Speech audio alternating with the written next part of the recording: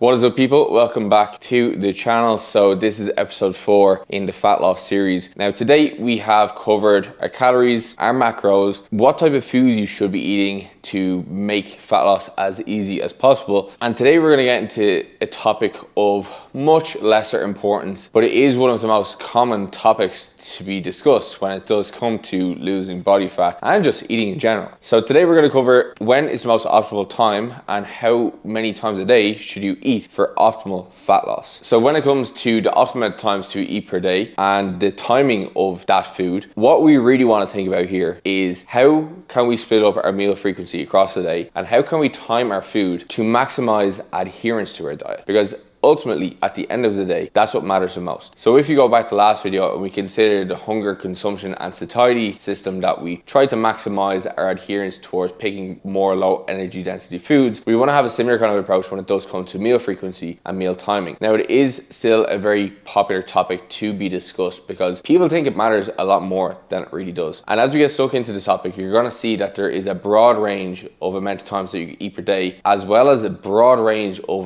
optimal times that you can eat to lose body fat, because at the end of the day, once you're adhering to the diet, adhering to the calorie deficit, they are going to be the most important things really for losing body fat. So let's start with meal frequency. So meal frequency is just how many times you eat per day. One of the most common myths you'll hear is you should eat more times during a diet because you will stoke your metabolism or you will burn more energy as a result of eating more. And this is false, right? So when we do look at the actual way that we burn energy throughout the day, one of the components of our metabolism is called thermic effective feeding. So the thermic effective feeding accounts for 10% of our metabolism across the day. And that doesn't matter whether we have our food split up into 3 meals or into 6 meals. 10% of the calories we eat on a given day are going to be used for this process. And there has been research to look at this, which have actually compared 3 meals a day to 6 meals a day. And the results in terms of body fat loss has been pretty much equivalent. So there was a study done in women who were eating 1,800 calories a day. They had one group eating 3 meals of 600 calories per day, the other group having 6 meals of 300 calories per day, and they lost equivalent amounts of body fat. And there was another study in 2021 which also saw the same effect. So you can see here that there's a broad range of meals that you have per day that are going to allow you to essentially lose body fat. When it does come to splitting up the amount of meals that you're going to have per day, a lot of it, in my opinion, should come down to personal preference. Now, there is some research on the protein side which we're going to get into in a few minutes, but ultimately your preference should dictate how many times a day you're going to eat, and as well the level of calories you're taking in on a day-to-day basis. The amount of meals that you may need to get in 3,000 or 4,000 calories would probably be a little bit higher than somebody who's having sub 2,000, for example. And I do think if you are having a lower amount of calories, opting for bigger meals is probably going to do you much better favors for keeping you full, because you're going to have a greater meal size, your plate is probably going to be fuller, and we can go back into the last video and think about how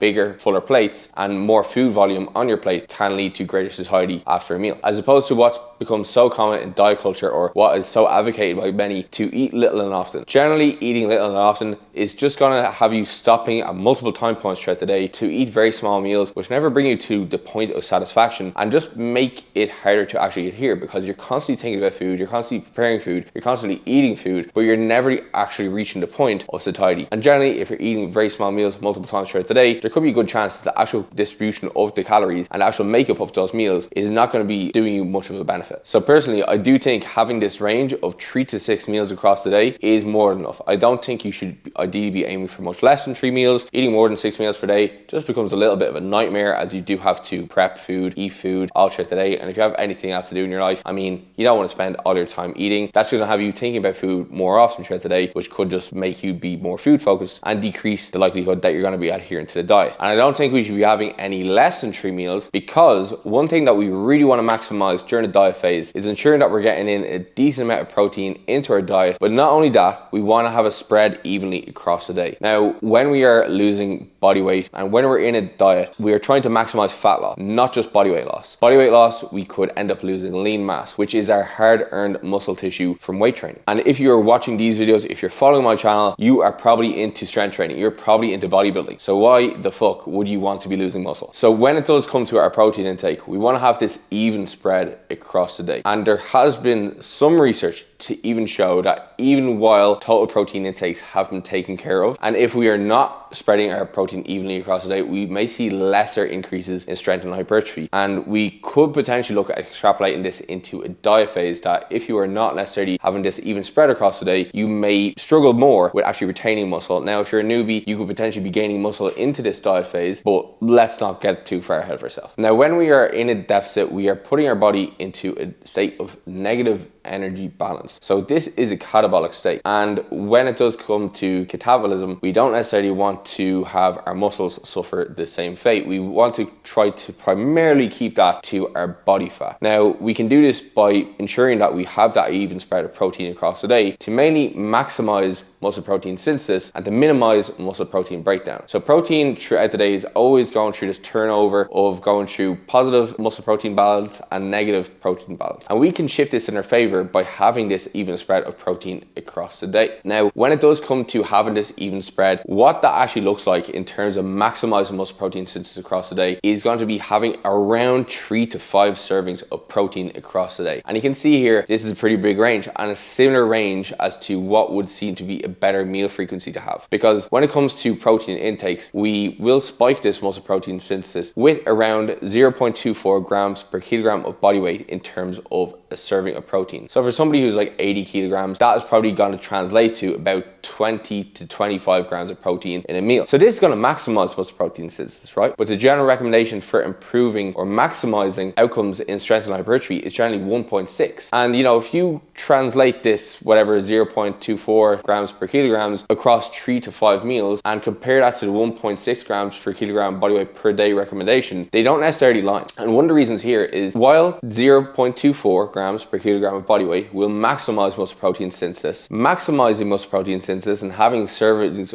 that are greater than this quantity, while they do not necessarily give more of a benefit from a muscle protein synthesis perspective, they do negate changes in muscle protein breakdown. So they can stave off muscle protein breakdown and they can go towards whole body protein synthesis as well. So it's not completely useless. And if anything, when we are in a diet state, muscle protein breakdown is going to be increased. So if we can eat more protein and decrease the level of muscle protein breakdown occurring, then why not? Why only 3 to 5 servings across the day? Well, protein has this thing called a refractory period. So once we spike muscle protein synthesis, it will remain elevated for a few hours. And during that period when muscle protein synthesis is spiked, if we are to eat another protein serving during it, it is not going to elevate it any longer. So we kind of have to wait for this spike to essentially start to decrease before we can spike it once more. So there was a study to test this. So what they did was they got 3 groups and they allocated them 80 grams of protein each. So one group had 10 grams of protein every 1.5 hours. The second group had 4 servings of 20 grams every 3 hours. And the third group had 2 servings of 40 grams every 6 hours. You can see there's a group here that's getting way more pulses of protein coming in. However, the group that actually saw the biggest benefit in spikes of muscle protein synthesis, groups that got 4 servings of 20 grams, saw better benefits in muscle protein synthesis than the group that got 2 servings of 40 or the group that got 8 servings of 10. Now, what this study kind of showed was the fact that, well, if you have protein very often in small doses, you're not going to elevate muscle protein synthesis much more than you would with a larger dose spread out a little bit more evenly. But at the same time, there's a dose that is almost too much that if you have it too infrequently, you're not going to maximize muscle protein synthesis either. Now, a lot of the research that is done in this area in terms of protein timing, protein distribution across the day is often done in subjects who are fasted or they are only having whey protein or some form of isolated protein. That's not how we eat, right? The majority of us, when we sit down to eat, we have a mixture of different food in our plate. We have protein, we have carbs, we have fats, we have fiber. This all changes the digestion speed. So what you have for meal 1, yes, that will dictate how fast you spike muscle protein synthesis, but by the time you get to meal 2, if you're having a normal meal distribution across the day where you're eating every 3 to 4 hours, well, depending on what you had in meal 1, you're probably still digesting that by the time you get to meal 2. And this is kind of why, you know, having this kind of big range of 3 to 5 servings across the day, like, it's hard to say which is going to be better than the other. 3 is certainly going to be better than 2, but once we get to 3 to 4 to 5, it's really hard to say which is going to be better than the other. 5 for sure is definitely going to give you more opportunities, but once you go past that stage, a lot of the protein feedings will just start to roll into 1 if you have more than protein within that meal. So ideally, when it does come to meal frequency, you ideally want this to suit your lifestyle and when it is going to maximize adherence for you. Personally, for me, during a diet phase, it makes the most sense to split my calories up into 4 times across the day. That leaves me with a nice even gap between the actual times that I'm eating. It means that my portion size is going to be relatively big, so I can get good satisfaction for the meal, and it also lends well to spreading my protein evenly across the day. That may be different to you, but if you keep yourself to 3 to 6 meals across the day, there's not really going to be much of a tangible difference between you having 3, 4, 5 or 6, whichever leads you to be able to maximize your food intake, your nutritional adequacy, and maximize your adherence is going to be best. Now, what for meal timing? So meal timing, if you thought meal frequency was something that you didn't really have to worry about, meal timing is, yeah, it's definitely getting below there, right? So there's a few common myths within the meal timing sphere that you may have heard. No carbs after 6, breakfast the best meal of the day, or is it the worst meal of the day, or what should you do, right? So we're going to go through breakfast first. With breakfast, it's really important to understand that breakfast is simply just the first meal that you have in the day. So whether you have that at 8 a.m. or you have that at 10 a.m., 12 p.m., everybody's eating breakfast at some point of the day, right? We're splitting hairs here, but I just want to make the point. Now, you're no better for eating breakfast. You're no better for skipping breakfast. It doesn't make you cool. It's just a fucking meal. Now, there are common expressions like, you know, you should eat breakfast like a king, or you should eat breakfast like a pauper. Now, yes, when we do look at the research, there's definitely a correlation and a trend towards showing lower BMIs and greater health markers in people who eat breakfast. However, at the end of the day, when it does come to fat loss, we're just thinking of our calories and how they're spread out across the day, not necessarily the times which we eat. Because when it does come to actual timing of food, while yes, there can be some intricacies that can matter, at the end of the day, personal preference, again, does rule here. Now, there is some research looking at people front loading their food and back loading their food. So front loading food would be having a greater portion of your food early on in the day, and back loading would be having the opposite, so having more of your calories towards the evening. Now, there is research that would suggest that having a greater spread of your food intake at the early portion of the day will lead to greater weight loss, greater feelings of satiety throughout the day, better improvement in blood markers, but there is also some evidence suggesting the opposite. So there is also some evidence looking at the phenomena of people eating carbs after 6. So there was a 6-month study getting participants to eat between 1,300 to 1,500 calories over the time course, and they had one of the groups, the control group, having an even split of their carbohydrates across the day. And both of these groups, by the way, were eating an even amount of calories throughout the study. But the control group, they had an even split of their carbohydrates across the day, whereas the experimental group, they had around 100 to 120 grams of carbohydrates in the evening time. The experimental group, who had the carbs later on in the day, closer to bedtime, they lost more weight. They lost 3 kilos more weight. They reduced their body fat.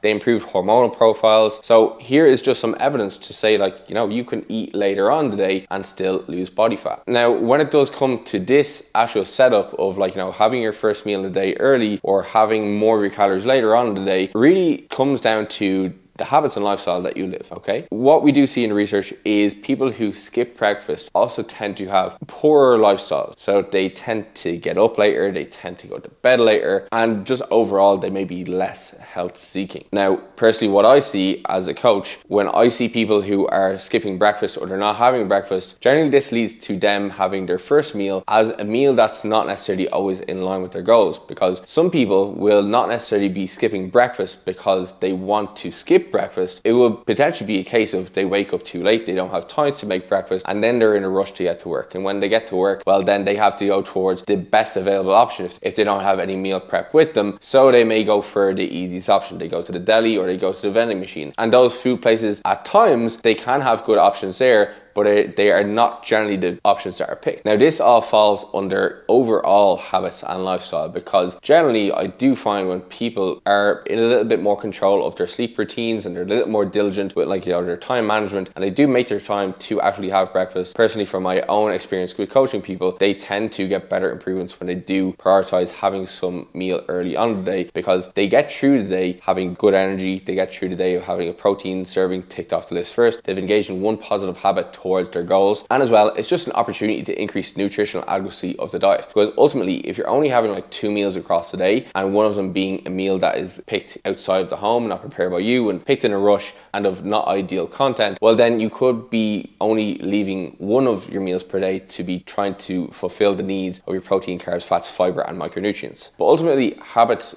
do matter, okay? Because they have looked in the research at people who are habitual breakfast eaters and people who are non-habitual breakfast eaters. And generally, when they get the people who don't eat breakfast as a habit, they end up increasing body weight. And like, why does this happen? Is it because they're eating breakfast? And it's no, because they are having a meal at a time throughout the day where they would not necessarily usually have a meal, and they're not accounting for that food or those calories later on throughout the day. So they just end up eating in a surplus because they're still eating this similar pattern later on in the day. Now, when this is controlled, it could be a different story. Now, if you are genuinely not hungry in the morning and you have been going without breakfast to date and you feel great, you have a good diet set up, you adhere to diets easily, you have a fantastic spread of protein, carbs and fats within your diet, you've got really good micronutrient status, you eat lots of fiber, then so be it. However, if you find yourself having not the best dietary habits, you struggle to stick to a diet and you're constantly skipping breakfast, I would definitely recommend giving it a try for a few weeks, having a high protein breakfast, have some fiber in there, some fruit, and give it a try, because I do think that it is going to be of net benefit to you in the long run. Now, outside of breakfast and eating late in the evening, probably the other area that people are so interested in when it does come to the timing of food is fasting. And I'm not here to talk about the longevity benefits of fasting, like the potentials therein. I'm here to talk about fat loss. And ultimately, at the end of the day, fat loss is going to be dictated by your negative energy balance, your ability to continue training hard and retain muscle. Okay, retaining muscle is super